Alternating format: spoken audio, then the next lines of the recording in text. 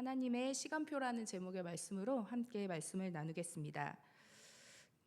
한때 국민 행복 지수 1위에 선정되어 많이 알려진 바누아투라는 나라가 있습니다. 남태평양 호주 아래에 있는 인구 30만 명의 작은 섬나라인데요. 그다지 저기 화면에 보이는 저런 나라라고 합니다. 그다지 내세울 것도 없는 이 나라가 세계에서 행복 지수 1위로 선정이 되어서 많이 놀라워들 했습니다. 이 나라에서 이제 이런 일화가 있습니다. 영국의 한 청년이 이 바누아투라는 나라에 방문을 했대요. 얼마나 행복한 나라길래 행복지수 1위가 됐느냐, 내가 한번 가보고 싶다 해서 갔는데 바누아투에 있는 원주민 청년 한 명이 이 영국 청년을 만나게 됐는데 같이 달리기 시합을 해보자고 하더랍니다. 좋다, 달리기라면 나도 자신이 있다 해서 영국 청년이 그러면 우리 저만큼 선이 그어진 데까지 저기까지 한번 같이 달려보자 하고 열심히 달렸다고 합니다. 열심히 달려서 먼저 이 영국 청년이 결승점에 도착을 했습니다. 내가 이겼지, 역시 그래, 난 달리기를 잘해 하고 뒤를 돌아보니까 그 바누아투 원주민 청년은 제대로 달리지를 않고 손을 막 이렇게 하고 막 허리를 막 흔들고 다리를 막 비비 꼬면서 이상하게 춤을 추는 것 같은 행동을 하면서 잘 달리지를 않더랍니다. 그러고 막 그렇게 이상한 동작을 하면서 이제 결승점까지 온 그 청년이 봐라, 내가 이겼지, 이렇게 이야기를 하더래요. 그래서 영국 청년이 좀 이상한 사람 아니야? 정신이 좀 이상한가? 내가 먼저 왔는데 뭐야, 제대로 달리지도 않고, 이렇게 생각을 했답니다. 그런데 그 청년이 하는 말이 누가 아름답게 달리나 시합한 거야. 내가 훨씬 더 아름답게 달렸지. 그러니까 내가 이긴 거야. 이렇게 이야기를 했다고 합니다. 우리는 무조건 빨리 달리는 것이 이기는 것이라고 생각합니다. 무조건 효율적으로 사는 것이, 또 많은 일을 처리하는 것이 유능한 것이고, 또 유능한 것이 성공적인 삶을 사는 열쇠라고 생각합니다. 그래서 우리가 정해놓은 시간표가 있고 우리가 정해놓은 목표가 있습니다. 대부분 그것은 이 세상에서 말하는 시간표와 많이 다르지 않습니다. 그리고 만일 내가 그 시간표대로 제대로 가고 있지 못하다면 뭔가 몹시 잘못된 것 같고 불안한 마음이 듭니다. 그런데 우리는 하나님께 물어봐야 합니다. 내가 정해놓은 시간표가, 내가 바라보는 내 인생의 관점이 하나님께서 내게 기대하시는 인생의 관점과 같은지 말입니다. 여기 대부분의 사람들의 시선으로 볼 때는 이해할 수 없는 시간을 살아가는 한 사람이 있습니다. 바울은 1, 2, 3차 선교 여행을 아주 성공적으로 마무리했습니다. 처음부터 그 선교 여행은 사람이 계획해서 시작된 것이 아니라 성령님께서 감동을 주시고 말씀을 주셔서 안디옥 교회에서 파송이 되어 바울은 이방인들에게도 나아가 예수 그리스도의 복음을 전하는 선교의 여행을 했습니다. 이 가운데 성령의 능력과 역사가 굉장히 많이 일어났고 이방인들에게도 하나님께서는 예수 그리스도의 복음을 전하고 세우시기를 기뻐하신다는 것이 드러났습니다. 이제 바울은 선교 여행을 마무리하면서 이 예수 그리스도의 구원은 유대인들에게만 주어진 것이 아니라 이방인들에게도 주어진 것이다. 유대인과 이방인이 예수 그리스도 안에서 하나가 되었다는 사실을 예루살렘 교회에 가서 전하기를 원했습니다. 그리고 내가 로마도 보아야 하리라 말했던 것처럼 그 당시에 땅끝이라고 생각했던 로마 넘어서 스페인까지 하나님의 복음을 전하겠다는 비전을 가지고 바울은 예루살렘으로 향하게 됩니다. 그런데 바울은 이런 마음으로 예루살렘을 향해 출발을 하는데 바울이 예루살렘에 가면 큰 환난을 만나고 고난을 당하게 될 것이라는 예언이 들려옵니다. 가는 길에 두로라는 곳에 들렸어요. 거기서 7일을 머물면서 주님의 제자들과 이제 그 동역자들과 교제를 했는데 제자들이 성령의 감동으로 바울더러 예루살렘에 들어가지 말라고 하는 것입니다. 거기에 가면 굉장히 어려움을 겪을 거예요. 가지 마세요. 그러나 바울은 계속해서 예루살렘을 향한 길에 오릅니다. 가는 길에 바울은 가이사랴라는 곳을 또 들립니다. 가이사랴에는 7 집사 중에 한 명이었던 유명한 빌립 집사와 그 네 딸이 거주를 하고 있었습니다. 그 집에서 여러 날 머무는데 아가보라는 당시에 팔레스타인의 큰 지진을 예언했던 유명한 예언가가 와서 자기 몸에 막 띠까지 두르면서 바울이 예루살렘에 가면 안 된다고 만류를 합니다. 당신이 그곳에 가면 이렇게 결박을 당하고 환난을 당할 것이다. 그 집에 있는 모든 사람들이 바울을 만류합니다. 성령께서 두로에 있는 제자들과 가이사랴에 있는 예언자에게 바울이 겪은 일을 말씀을 해주셨습니다. 사람들은 진심으로 바울을 사랑하며 만류를 했습니다. 바울은 가야 합니까? 가지 말아야 합니까? 여러분이라면 어떻게 하시겠어요? 남은 바울의 인생을 어떻게 행동하는 것이 효율적인 일일까? 예루살렘 좀 안 가면 어떻습니까? 지금 세워놓은 교회들 다시 돌아보고 교회 더 튼튼히 세우고 또 가지 못한 지역이 있으니까 그곳에서 복음을 더 전할 수도 있습니다. 그렇지만 바울은 자신에게 주신 하나님의 시간표는 화해의 메시지를 가지고 예루살렘으로 가는 것이라고 확신을 했습니다. 그래서 오히려 걱정하고 슬퍼하는 동료들을 위로하며 예루살렘으로 계속해서 향했습니다. 여러분, 같은 성령의 음성을 들었습니다. 기도하는 사람들이었어요. 잘못된 음성을 들은 것이 아닙니다. 그런데 반응하는 방법은 너무 달랐습니다. 동역자들은 바울에게 가면 안 된다고 했고 바울은 가야 한다고 했습니다. 왜 이렇게 다른 반응이 나왔을까요? 우리가 기도할 때, 여기 다 기도 많이 하시는 분들이시잖아요. 하나님의 말씀이 들려질 때 우리가 무슨 기준을 가지고 행동해야 할까요? 이렇게 같은 성령의 음성을 들었는데 반응이 달랐던 이유는 무엇일까요? 제 생각에는 사람들의 마음은 사랑하는 바울을 향해 있었습니다. 그래서 바울이 고난받고 힘들어지는 것을 막고 싶었어요. 바울의 시간이 인간적인 관점에서 좀 효율적으로 사용되어지기를 바랬습니다. 굳이 가서 고난받을 필요 없다. 그러나 바울의 마음은 하나님의 뜻에 있었습니다. 환난과 고난이 닥치는 것, 그것이 바울의 행동을 결정하지 않았습니다. 그에게 보다 더 중요한 것은 하나님의 뜻이 실현되는 것이었습니다. 자신의 시간이 계획적으로 사용되는 것보다도 하나님의 시간표에 자신을 맡길 수 있었습니다. 예수님께서 십자가를 지러 예루살렘으로 향하실 때도 마찬가지 일이었습니다. 예수님께서는 하나님의 뜻을 이루는 것을 가장 우선시 하셨지만 제자들은 예수님께서 죽으시면 안 된다는 생각에 사로잡혀 예수님의 십자가의 길을 만류했습니다. 하나님의 생각과 사람의 생각이 다릅니다. 다를 수 있습니다. 그러므로 우리는 말씀을 해석하거나 기도의 응답이 임할 때 자의적으로 해석하지 않도록 주의하고 하나님의 시각으로 바라보기 위해 우리의 오래된 가치관을 내려놓을 수 있어야 합니다. 예루살렘에 도착한 바울은 그를 미워하는 유대인들의 무리로 인해 붙잡히게 됩니다. 죄가 없는 바울을 무작정 고소하는 유대인들의 고소장 내용은 터무니가 없었습니다. 유대인들 40명이 바울을 죽이기 전에는 먹지도 않겠다고 결심을 하고 붙잡힌 바울을 반드시 죽이겠다는 마음으로 몰래 숨어 있다가 매복했다가 바울을 살해할 계획을 세웁니다. 그러나 바울의 조카가 이 일을 알고 천부장에게 부탁함으로 바울은 급하게 그를 지켜주는 로마 병사들과 함께 가이사랴 지역으로 이송이 됩니다. 이 사건 직전에 이미 예루살렘에서 하나님께서 바울에게 주신 말씀이 있었습니다. 그날 밤에 주께서 바울 곁에 서서 이르시되 담대하라, 내가 예루살렘에서 나의 일을 증언한 것 같이 로마에서도 증언하여야 하리라 하시니라. 그러니까 바울의 목숨은 하나님께서 지키고 계신 것입니다. 그리고 바울이 확신한 대로 하나님께서는 바울을 예루살렘에 보내시기를 원하셨고 로마까지 그를 인도하실 계획이셨습니다. 가이사랴에서 바울은 유대를 다스리던 로마 총독 벨릭스에 의해 재판을 받게 됩니다. 벨릭스는 바울을 받으면서 천부장 루시오로부터 편지를 받아요. 그 편지는 바울이 유대인 동족들로부터 죽임을 당할 뻔했는데 내가 로마 시민인 것을 알고 구해서 당신에게 보냈습니다.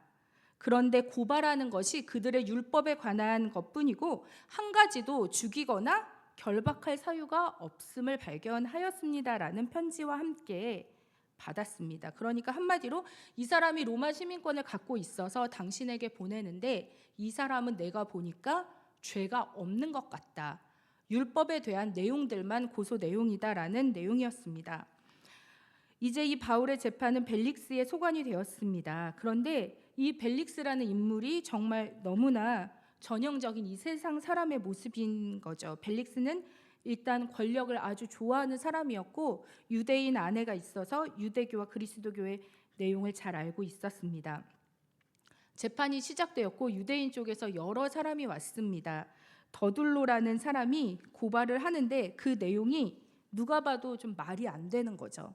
고발의 내용은 두 가지였습니다. 바울이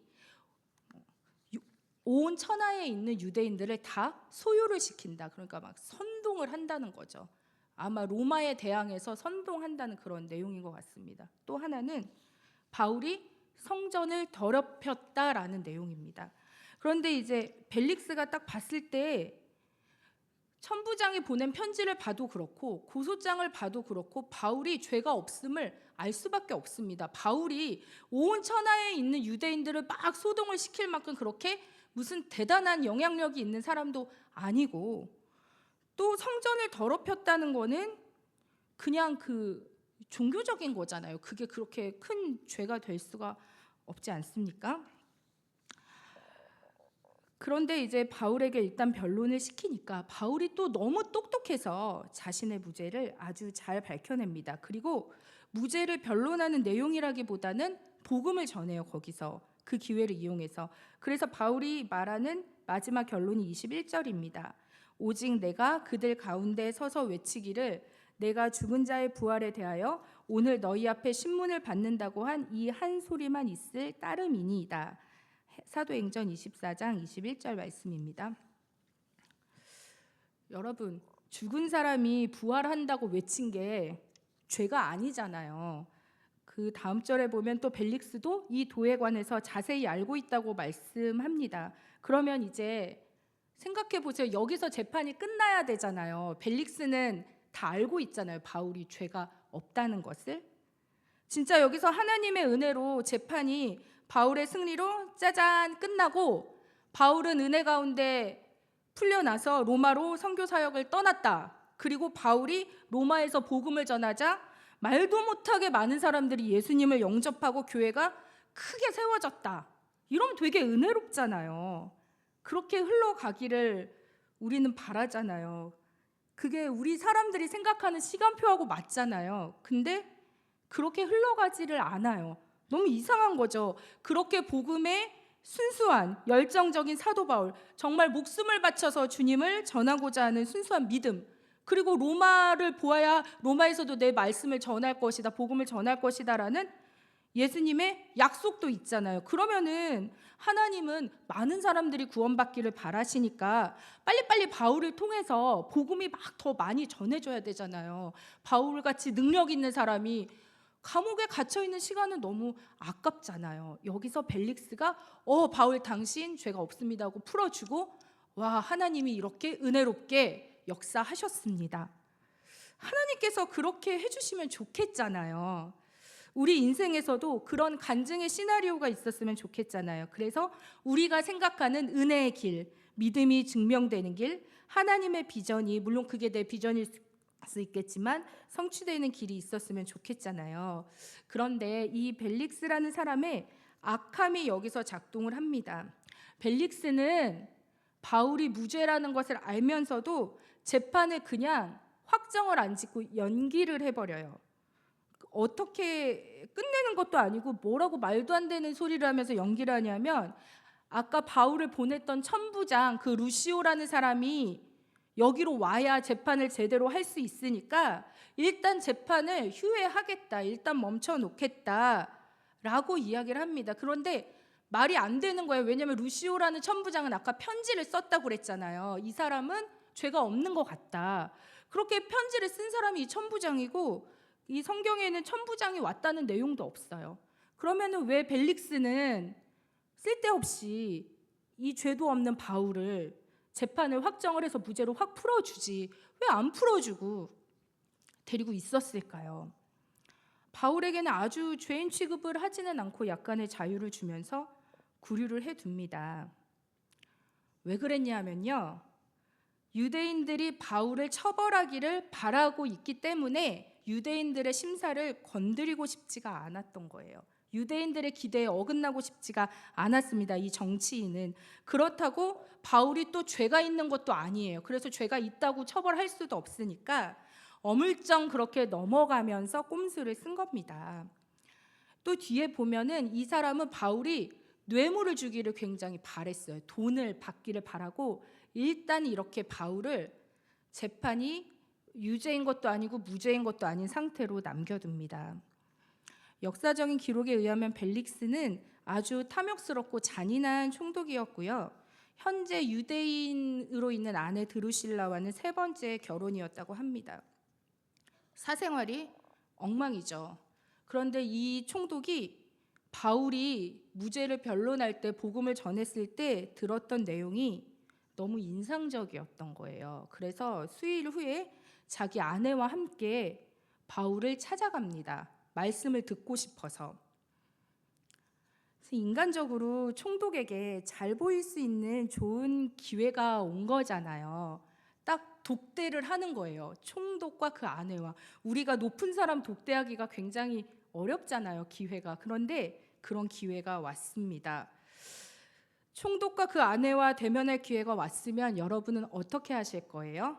말씀을 듣고 싶대요, 총독이. 더 듣고 싶대요. 그러면 총독의 마음에 드는 말씀을 전할까요? 총독이 듣기에 불편한 말씀을 전할까요? 저는 쉽지 않을 것 같습니다. 그런데 바울은 오직 관심이 하나님께만 있는 사람입니다. 여기까지 목숨 내놓고 왔잖아요. 우리가 예수님을 믿을 때 다른 걸 보다 보면 사람이 좀 치사해질 수가 있는 것 같아요. 그런데 예수님만 바라보면 제대로 하나님의 사람 됩니다. 바울이 총독이 제일 찔릴 만한 말씀을 전해요. 25절에 보면 바울이 의와 절제와 장차 오는 심판을 강론하니 벨릭스가 두려워하여 대답하되 지금은 가라. 내가 틈이 있으면 너를 부르리라 하고. 바울이 전한 내용이 의에 대한 내용을 전했는데 예수 그리스도의 의에 대해서 전했겠죠. 그런데 이 벨릭스는 되게 불의한 사람이었어요. 그리고 돈 밝히고 정의보다 자기 명예 앞세우고 권력 좋아하고 그런 사람한테 의에 대해서 설교를 합니다. 그리고 절제에 대해서 설교하는데 벨릭스는 또 절제도 되게 부족한 사람이어서 결혼을 막 몇 번씩 하는 사람이거든요. 그런 사람한테 절제를 설교했어요. 그리고 하나님의 심판을 설교합니다. 너무 용감하죠. 이 말씀을 듣고 벨릭스가 두려워졌어요. 하나님의 말씀은 그런 능력이 있습니다. 기분 나빠한 게 아니고요. 감히 나한테 이런 말씀 전해? 그게 아니라 실제로 하나님의 심판이 자신에게 임할 것처럼 이 로마에서 보낸 총독이 굉장한 두려움을 느꼈습니다. 그런데 안타까운 것은 그런 두려움을 느꼈지만 말씀을 듣고 회개하지는 않았습니다. 우리가 말씀을 듣고 회개하고 예수님을 믿는다는 것은 정말 말로 할 수 없는 큰 복입니다. 그것을 늘 감사해야 돼요. 내가 말씀을 듣고 말씀에 반응할 수 있다는 사실에, 회개하고 돌이키며 내 영혼이 성장해 간다는 사실에 늘 감사해야 합니다. 벨릭스는 무려 사도 바울의 설교를 듣고도 돌이키지 않았습니다.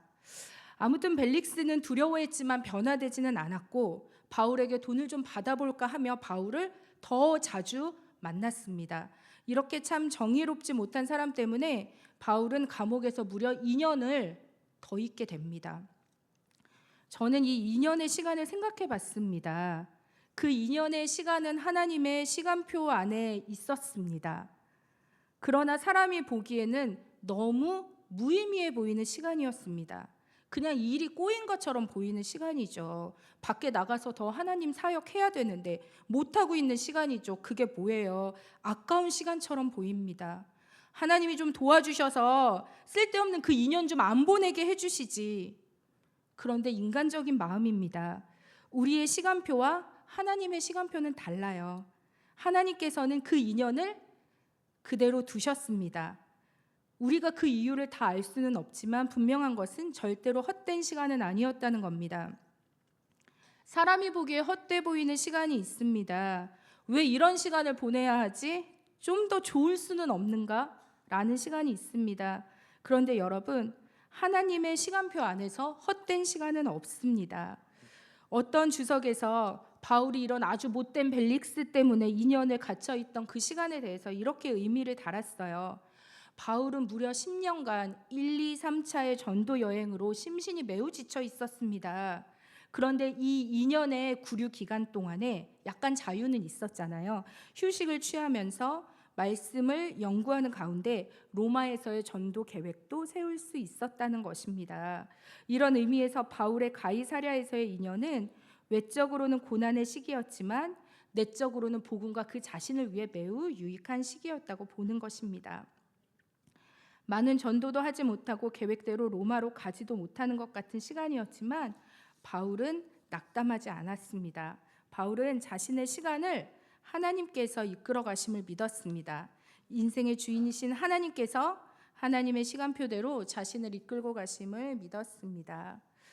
내가 나의 시간을 정하는 것이 아니라 하나님의 주권이 그 시간표 안에서 나를 인도해 가심을 믿을 때, 하나님은 하나님의 참 주인 되심을 믿을 때 우리에게는 헛된 시간은 없습니다. 혹시 지금 힘든 시간을 보내고 계시거나 낙담스러운 시간을 보내고 계신다 할지라도 그 시간의 시간표의 주인이 하나님이심을 믿고 하나님의 주인 되심을 선포하며 절대로 낙담하지 않기를 바랍니다. 그의 마음과 태도가 신실했다는 것은 그 이후의 말씀들을 볼 때 충분히 알 수가 있습니다. 우리는 사순절을 지나고 있습니다. 예수님은 그분의 죽음으로 죽음을 이기셨고 그분의 고난으로 고난을 이기셨습니다. 여러분은 어떤 시간을 지나고 계십니까? 힘든 시간을 지나고 있다면 우리에게 가장 먼저 필요한 것은 이 시간의 주인이신 하나님의 신실하심을 믿으며 그분이 나의 모든 시간의 주인이심을 선포하는 것입니다. 예수 그리스도는 나의 모든 삶을 구속하셨습니다. 나의 인생은 그분 안에 있습니다. 하나님의 시선으로 내 시간을 바라볼 때 모든 시간 속에 하나님의 섭리와 은혜가 있음을 깨닫게 됩니다. 말씀을 마치겠습니다. 바울은 죄인의 신분으로 로마로 가게 되었습니다. 그토록 원하던 로마 선교의 꿈을 처음부터 죄수가 되어서 갈 것이라고 생각하지는 않았을 것입니다. 그렇지만 하나님의 섭리 속에 그는 죄인의 신분으로 기어이 로마에 가게 됩니다. 이 투옥의 시간들과 재판의 시간들을 거쳐서 그는 로마 시민으로 재판받기 위해 로마까지 가게 되는 것입니다. 참으로 놀라운 하나님의 섭리가 아닐 수 없습니다. 헛돼 보이던 2년, 억울한 2년, 너무 힘들고 부정의한 사람 때문에 무의미하게 날아가 버린 것 같은 그 2년의 시간조차도, 벨릭스가 감금했던 그 2년의 시간조차도 로마로 가는 여정의 일부였던 것입니다. 이처럼 하나님의 뜻과 계획은 우리가 다 알 수 없으며 참으로 놀랍고 놀랐습니다. 언제나 하나님의 신실하심을 믿으며 하나님의 시간표 안에서 참 평안과 자유를 누리는 우리 모두가 되기를 소원합니다. 이 시간에 함께 찬양하겠습니다.